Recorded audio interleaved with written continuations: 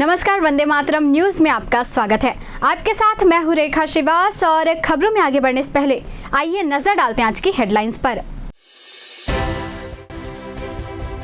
गृह मंत्री अमित शाह ने कांग्रेस पर बोला हमला, नक्सलवाद व आतंकवाद का पोषक बताया।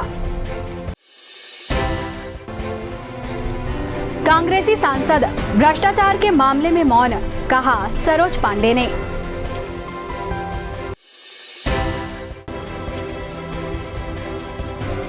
शासकीय कर्मचारियों ने किया डाक मतदान। अब खबरें विस्तार से। केंद्रीय गृह मंत्री अमित शाह ने कोरबा लोकसभा प्रत्याशी सरोज पांडे के संबंध में जनसभा को संबोधित करते हुए कहा, कांग्रेस और उनके नेताओं पर तीखे हमले किए, खासकर आतंकवाद, नक्सलवाद जैसे मुद्दों पर कांग्रेस को घेरा। छत्तीसगढ़ में पिछली कांग्रेस सरकार के मुखिया को भी नहीं छोड़ा। उन्होंने कहा कि केंद्र में फिर से मोदी सरकार बनाइए और 2 साल में छत्तीसगढ़ से नक्सलवाद समाप्त हो जाएगा। गृह मंत्री ने कहा कि सरोज पांडे को केंद्र में भाजपा की सरकार बनाने के लिए सरोज पांडे को लोकसभा में पहुंचाना जरूरी है। जिनको जिताने के लिए मैं यहां आया हूं, हमारी लोकप्रिय प्रत्याशी डॉक्टर सरोज पांडे जी। जोर से ताली बजाइए सरोज बहन के लिए। और आज कोरबा की इस महान भूमि पर आए हुए प्यारे भाइयों, बहनों, माताओं और मेरे जिगर के टुकड़े जैसे युवा मित्रों, आप सभी को नमस्कार। भाइयों और बहनों, चेतुरगढ़ की आदि शक्ति महिषासुर मर्दिनी मां को मैं प्रणाम कर कर मेरी बात की शुरुआत करना चाहता हूं। भाइयों बहनों, मैं सबसे पहले बता देता हूं, जब चुनाव होता है तब प्रत्याशी कहते हैं कि हमारे यहां सभा करने आइएगा। काफी लोग फोन करते हैं, मगर एक सीट है जहां मैंने सरोज बहन को कहा था, सरोज बहन मैं आपके यहां जरूर आऊंगा, आपको जीत कर आऊंगा। भाई और बहनों, मैं छत्तीसगढ़ राम का नैनीहाल है, नैनीहाल वालों के सामने आया हूं। मैं मन से एक बात पूछना चाहता हूं, मुझे बताओ भैया, अयोध्या में राम मंदिर बनना चाहिए या नहीं बनना चाहिए था? जोर से बोलो, बनना चाहिए था या नहीं बनना चाहिए था? एक कांग्रेस पार्टी जो आज हमारे खिलाफ लड़ रही है, 70 साल से राम जन्मभूमि के मसले को अटका कर रही, लटका कर रही, भटका कर रही। अरे छत्तीसगढ़ वालों, आपने 11 मई से 9 सीटें देकर मोदी जी को दूसरी बार प्रधानमंत्री बनाया। एक 5 ही साल में केस भी जीता, भूमि पूजन भी किया और 22 जनवरी को प्राण प्रतिष्ठा कर कर जय श्री राम कर दिया। और 500 साल के बाद रामलल्ला को अपमानित कर कर मंदिर में नहीं बिठाया था। 500 साल के बाद हम ऐसे भाग्यवान लोग हैं जिनके जीवन में ये दिन आया कि हमने रामलल्ला के कपाल पर सूर्य तिलक को देखा। भाइयों, सूर्य तिलक। और एक कांग्रेस पार्टी जब राम जन्मभूमि में रामलल्ला की मूर्ति की प्राण प्रतिष्ठा होती थी, उनको निमंत्रण भेजा गया। सोनिया जी को भी भेजा, राहुल बाबा को भी भेजा, खड़गे साहब को भी भेजा। साहब, मैं तो आश्चर्यचकित हो गया। कोई रामलल्ला के प्राण प्रतिष्ठा का निमंत्रण को धुतकार सकता है क्या? ये कांग्रेस पार्टी माइनॉरिटी के डर से, उनकी वोट बैंक के डर से इन्होंने रामलला के प्राण प्रतिष्ठा के निमंत्रण को धुतकारा है। आप तो नैनीताल वाले हो, एक कांग्रेस वाले आए तो पूछना किस मुंह से वोट मांगने आए हो। हमारे रामलला का प्राण प्रतिष्ठा था, आप तो गए ही नहीं। भाई और बहनों, इनके लिए वोट बैंक ही बहुत। मुझे बताओ छत्तीसगढ़ वालों, छत्तीसगढ़ में से नक्सलवाद समाप्त होना चाहिए या नहीं होना चाहिए? अरे जोर से बोलो, होना चाहिए या नहीं होना चाहिए? ये भूपेश कक्का की सरकार थी, नक्सलवाद को बढ़ावा देते रहे। विजय बैठा है यहां, हमारे विष्णुदेव जी की सरकार बनी, हमारे उप मुख्यमंत्री गृह मंत्री विजय जी बैठे, 4 ही महीने में 95 लोगों को ढेर करने का काम कर दिया। 350 लोग अरेस्ट हुए, कई सरेंडर हुए। मैं आपको कहकर जाता हूं, मोदी जी ने झारखंड, बिहार, उड़ीसा, तेलंगाना, आंध्र, महाराष्ट्र, मध्य प्रदेश, उससे नक्सलवाद को 5 साल में समाप्त किया है। छत्तीसगढ़ छूट गया था क्योंकि यहां भूपेश कक्का की सरकार थी। मगर मैं कहकर जाता हूं, मोदी जी को तीसरी बार प्रधानमंत्री बनाओ, 2 साल में नक्सलवाद को मूल समेत उखाड़ कर हम फेंक देंगे। हमारे सुरक्षा बलों ने पराक्रम किया, 29 नक्सलवादी मारे गए, कल भी 10 मारे गए। और ये भूपेश कक्का नीलजता से कहते हैं कि फेक एनकाउंटर। अरे भूपेश कक्का, नक्सलियों ने स्वीकार कर लिया कि हमारा बड़ा नुकसान हुआ है। ये कांग्रेस वाले शर्म नहीं खाते हैं भाई, शर्म नहीं खाते। जीतने के लिए, चुनाव जीतने के लिए इस देश में आतंकवाद और नक्सलवाद का पोषण कांग्रेस पार्टी सालों से कर। अब आपको चिंता करने की जरूरत नहीं है।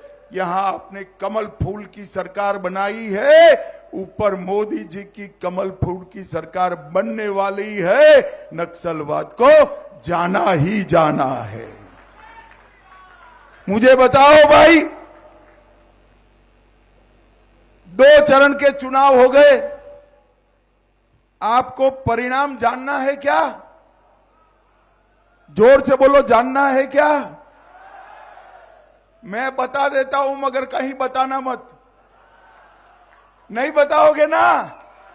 अरे सरदार जी तुम पूछो, बताओगे नहीं ना घर पे? पक्का? तो मैं बता देता हूं, 2 चरण में हमारे मोदी जी सेंचुरी मारकर बड़े आगे निकल गए। ये तीसरा चरण 400 पार की दिशा में आगे बढ़ना है। और तीसरे चरण में सरोज बहन लड़ रही है। कोरबा वालों, कठिन सीट है। गत समय आपने हमें आशीर्वाद नहीं दिया था, फिर भी हमने सोच समझकर सरोज बहन को आप पर भरोसा कर कर यहां भेजा है। तो जिताओगे क्या? अरे जोर से बोलो, जिताओगे? भाई देखो, हर क्षेत्र वाले कहते हैं हमारे सांसद को बड़ा बनाइए, कहते हैं या नहीं कहते हैं? हमने तो बड़ा बना हुआ नेत्री ही आपके यहां भेज दिया है, आपको सिर्फ चुनकर भेजना है। प्रदेश के वित्त मंत्री ओपी चौधरी ने मीडिया से चर्चा करते हुए कहा कि कांग्रेस का कोई भविष्य नहीं है और वह डूबती हुई नाव है। उन्होंने कहा कि भाजपा में शामिल होने वालों में कांग्रेस के नेता ही नहीं बल्कि अन्य लोग भी शामिल हैं। भारतीय जनता पार्टी में लगातार लोग शामिल हो रहे हैं। कांग्रेस एक डूबती नाव है, डूबती नाव को छोड़कर हर कोई भागना चाहता है।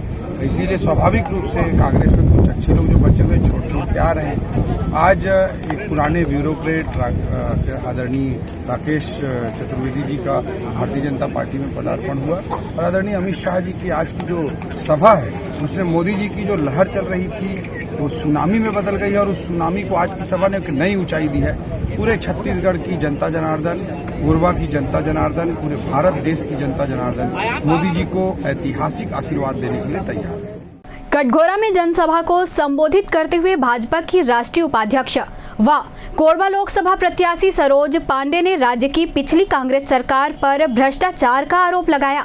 कांग्रेस की सांसद पर भ्रष्टाचार को अनदेखी करने की बात कही। उन्होंने अपने संबोधन में कांग्रेसी सांसद पर तंज कसे। कोरबा लोकसभा क्षेत्र में जब ये चुनाव हो रहा है तो बाहर भी चिलचिलाती धूप है और इस धूप में भी आप सर पर गमछा बांधकर इस धूप में इस कार्यक्रम को सफल बनाने के लिए आए हैं। इसलिए मैं आपको बहुत धन्यवाद देती हूँ, आपका स्वागत अभिनंदन भी करती हूँ। और मैं इस बात को कहना चाहती हूँ कि ये लोकसभा का चुनाव एक अलग परिदृश्य में हो रहा है। ये लोकसभा का चुनाव जब हो रहा है तो पूरे देश में कांग्रेस पार्टी त्राही त्राही करती दिखाई दे रही है और कोरबा लोकसभा की तो बात ही अलग है। मैं शुरुआत करती हूँ कांग्रेस पार्टी की कांग्रेस प्रत्याशी से जो पिछले 5 साल इस क्षेत्र का नेतृत्व कर रही थी। कांग्रेस पार्टी की कांग्रेस प्रत्याशी जब एक न्यूज में डीडी न्यूज में जब इंटरव्यू करती है तो ये बात को स्वीकार करती है कि कांग्रेसी भ्रष्टाचार करते हैं। ये मैं नहीं कहती, ये भारतीय जनता पार्टी का कोई कार्यकर्ता या नेता नहीं कहता, ये कहने वाली कांग्रेस पार्टी की कांग्रेस प्रत्याशी स्वयं अपने मुंह से ये बात कहती है। ये बात साफ है कि पिछले 5 साल कांग्रेस की सरकार रही, कांग्रेस के मुख्यमंत्री रहे, कांग्रेस के मंत्री रहे और कांग्रेस की सांसद रही। पिछले 5 साल में कांग्रेस की सांसद लापता थी। कुल मिलाकर केवल 17 बार कोरबा में आई, डीएमएफ की बैठक के लिए आई और जब भ्रष्टाचार हो रहा था तो मैं कांग्रेस की प्रत्याशी को पूछना चाहती हूँ कि डीएमएफ का घोटाला होते समय जब मंत्री आवाज उठा रहे थे, 2 कलेक्टर कोयला चोरी में और डीएमएफ के घोटाले में जेल के अंदर बंद है, कांग्रेस की सांसद चुप क्यों थी? क्या कांग्रेस की सांसद ने उसमें उसका हिस्सा बटाई नहीं था? चुप रहने का कारण ये नहीं था कि वो भ्रष्टाचार में लिप्त थी। कांग्रेस की सांसद किसी के सुख में नहीं आती, किसी के दुख में नहीं आती। वो इस बात को कहते हैं कि मैं 25 लाख रुपए कहां से लाऊंगी। मैंने हर ग्राम पंचायत में 919 ग्राम पंचायत में मैं आज फिर इस मंच से इस बात को मजबूती के साथ कहती हूँ और इस बात को कहना चाहती हूँ कि आपकी कर्मण्यता में कांग्रेस की सांसद ने जब कुछ नहीं किया, अगर उन्होंने कोशिश की होती तो वो जरूर कोशिश करके क्षेत्र का विकास करती। उन्होंने किसी ग्राम पंचायत को कोई पैसा नहीं दिया। चुनाव जीतने के 4 जून को परिणाम आने के 2 महीने के अंदर सभी ग्राम पंचायत को 25 लाख रुपए हम भारतीय जनता पार्टी के सभी की तस्वीर और तकदीर बदलने की बात कहते हुए और SC/ST के आरक्षण की बात देश के प्रधानमंत्री जी जब कोई बात कहते हैं तो उस बात को पत्थर की लकीर माना जाता है। और आपको ये भी कहना चाहती हूँ कि जब हमारे यहाँ पर यह आरक्षण से डर क्यों पैदा कर रहे हैं, कांग्रेस पार्टी को बताना चाहिए कि झूठ क्यों बोल रहे हैं। जब हमारे गृह मंत्री जी आज हमारे बीच में आने वाले उस बात को कहने वाले हैं, उनका फेक न्यूज के हिसाब से एक वीडियो चलाते हैं, झूठ वीडियो चलाते हैं और कहते हैं कि हम आरक्षण खत्म कर दें। कांग्रेस पार्टी झूठ पर झूठ कहती है। मैं पूछना चाहती हूँ कि बाकी बातें जो वो मुझसे प्रश्न करते हैं, मैं उनको प्रश्न करती हूँ और उनको पूछना चाहती हूँ कि आपने क्षेत्र में पिछले 20 सालों में क्या विकास किया। मैं ये भी पूछना चाहती हूँ कि हमारे रामपुर में जो कॉलेज था प्यारेलाल कंवर जी के नाम पर, उसका नाम क्यों बदला? क्यों आपने अपने केवल पिता के नाम पर उस कॉलेज का नाम रखा? क्या केवल एक ही नाम है जैसा कांग्रेस पार्टी करती है, ऊपर में केवल और केवल गांधी परिवार का नाम और नीचे केवल महंत परिवार का नाम? क्या बाकी लोगों ने कोई योगदान नहीं किया? मैं इस बात को पूछना चाहती हूँ कांग्रेस पार्टी से। परिवारवाद से ग्रसित है ये पार्टी। ऊपर में अगर शुरुआत करें तो जवाहरलाल नेहरू जी, तो फिर इंदिरा गांधी, राजीव गांधी, सोनिया गांधी, राहुल गांधी के बाद अब प्रियंका गांधी, और प्रियंका गांधी के दोनों बच्चे भी बड़े हो गए हैं। अब उनका भविष्य, कांग्रेस पार्टी के नेता केवल दली बिछाएंगे। वैसी ही हालत आज कोरबा लोकसभा क्षेत्र में है। कोरबा लोकसभा में उनके पहले ससुर, फिर बेटा, फिर बहू, और कहते हैं कि यहाँ के लोगों के साथ हमारा पारिवारिक रिश्ता है। गजब का पारिवारिक रिश्ता है। बाकी लोग दली बिछाते हैं। कांग्रेस के पार्टी के जितने कार्यकर्ता हैं वो सब पीछे खड़े रहते हैं, दली बिछाने का काम करते हैं। ऐसा पारिवारिक रिश्ता हमने तो केवल और केवल कांग्रेस पार्टी ने देखा है। एक तरफ भारतीय जनता पार्टी है, जिनके देश के प्रधानमंत्री, जिनका कोई राजनीतिक रिकॉर्ड नहीं है और सबसे गरीब परिवार से आते हैं, आज वो हमारे देश के प्रधानमंत्री। चुनाव ड्यूटी में लगे कर्मचारियों एवं अधिकारियों के लिए निर्वाचन आयोग ने डाक मतदान की सुविधा उपलब्ध कराई है। बैलेट पेपर के माध्यम से मताधिकार का उपयोग किया जाता है। जिला पंचायत के सभा कक्ष में जिले के शासकीय कर्मचारियों के लिए मतदान केंद्र बनवाया गया था। इसका लाभ कर्मचारियों द्वारा उठाया गया, जहां काफी उत्साह देखने को मिला।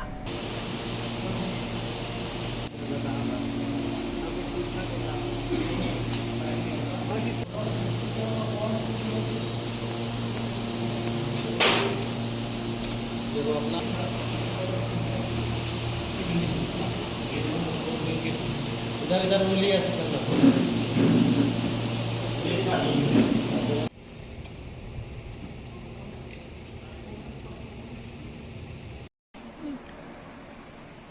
मुंह मत ये करना, थोड़ा नीचे करना हाथ।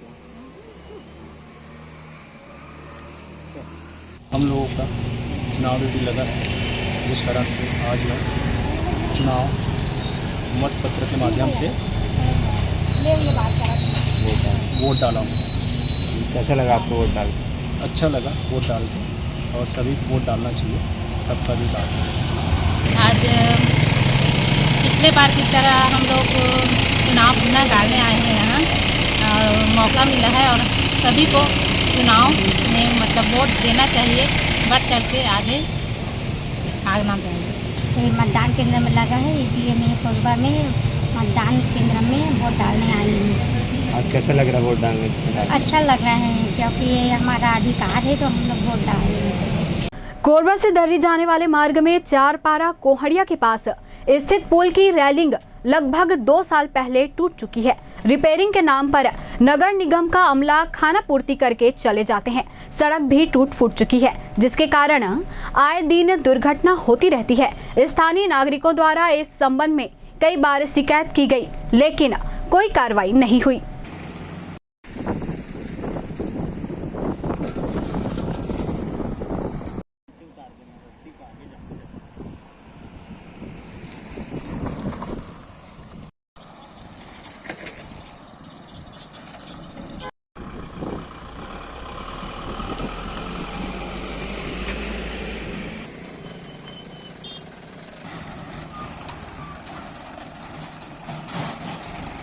ये कम से कम 2 साल हो गया रेलिंग टूटा हुआ पड़ा है, जिसमें रस्सी और बांस बांधा गया है, और रोड तो पूरा काफ़ी डैमेज है, गड्ढा गड्ढा है, और कई बार इसमें हादसा भी हो चुका है। क्या इस पर रिपेयरिंग किया गया था?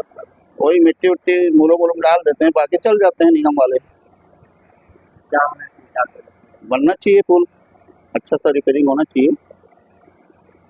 अभी तक कितना एक्सीडेंट हुआ? जिसका गिनती नहीं है भाई, रिपेयरिंग माने एक्सीडेंट का आए दिन आपसे आए दिन।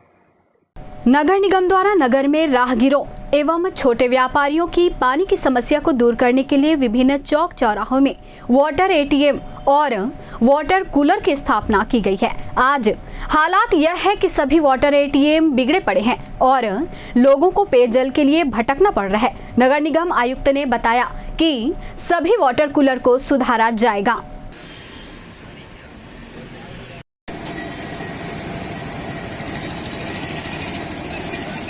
पहले वाले में मिक्स मत करिएगा ना।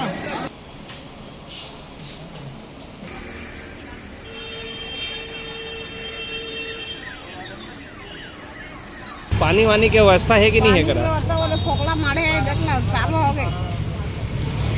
कैसे करता? वो होटल वाला सब बंद करवा है। कावा बंद करवा है? पता नहीं, तो एक पानी कितना जरूरत पड़े तुम्हारा? बहुत जरूरत, सब आदमी में जरूरत है, आने जाने वाला सब। कहाँ था पानी तुम्हारा? पानी लाखों नहीं, पानी की व्यवस्था होना चाहिए कि नहीं तुम्हारे के लिए? होना चाहिए।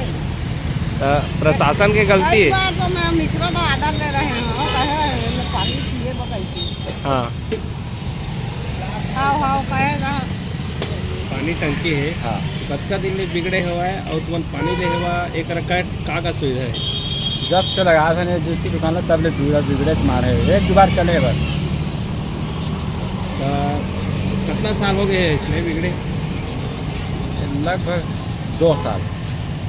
हाँ, तो तुम्हारी जरूरत है पानी कहाँ ला था अपन को जरूरत? ये सामने वाला नल ले। अच्छा, हाँ, दिन भर आते हो हम पानी? हाँ वो आते 6 बजे।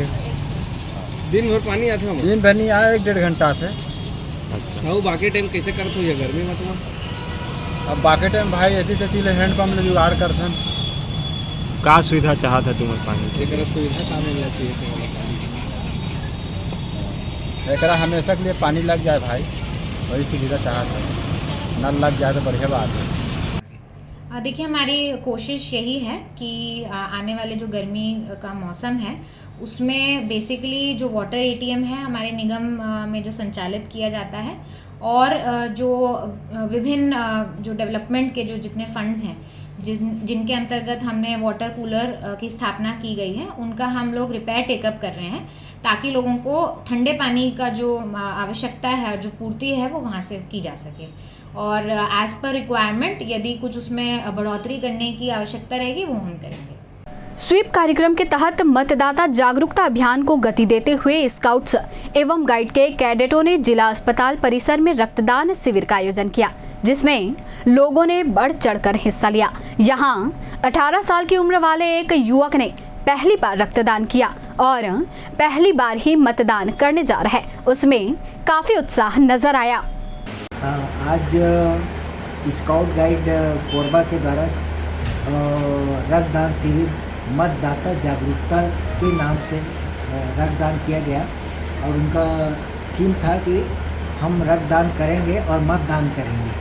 तो आज उनका बहुत ही अच्छा योगदान रहा है और हर 6 महीने में स्काउट गाइड हमेशा ब्लड बैंक को रक्तदान करता है और हमेशा सहयोग करता है जिससे हमारे बहुत सारे लोगों को इसका फ़ायदा मिलता है और हर आदमी को रक्तदान करते रहना चाहिए। रक्तदान करने से ये फ़ायदा होता है कि हमारे जो शरीर के पुराने ब्लड हैं वो फ्रेश होकर नए ब्लड के रूप में आ जाते हैं और जिसमें एनर्जी अच्छा खासा हो जाता है। और ये जो ब्लड डोनेट करते हैं हम लोग 24 घंटे के अंदर रक्त की पूर्ति हमारा शरीर स्वयं ही कर लेता है। यदि हम हर 3 महीने में रक्तदान करें तो बहुत ही बेहतर रहता है क्योंकि जो अगर हम रक्तदान नहीं भी करते हैं तो हमारा जो रक्त रहता है 3 महीने में डिस्ट्रॉय होकर यूरिन या यूस्टूल या स्वेट के द्वारा बाहर निकल जाता है। इसलिए कम से कम किसी मरीज का ये बेनिफिट मिल जाता है और हमेशा रक्तदान करते हैं। रक्तदान कैसा लगा आपको रक्तदान करते हुए? मेरा तो ये फर्स्ट टाइम था, पहला एक्सपीरियंस मेरे को अच्छा लगा। मैं एक मजदूर का बेटा हूँ, मुझे इस बात का गर्व है। अपने 18 वर्ष पूरा करने पर मैं आज पहली बार पहली बार रक्तदान कर रहा हूँ और संविधान और लोकतंत्र की रक्षा के लिए 7 मई को पहली बार वोट भी करूँगा। आप भी अपना वोट अवश्य करें। आज की इस बुलेटिन में फिलहाल इतना ही। आप बने रहिए वंदे मातरम न्यूज़ के साथ और मुझे दीजिए इजाज़त। नमस्कार।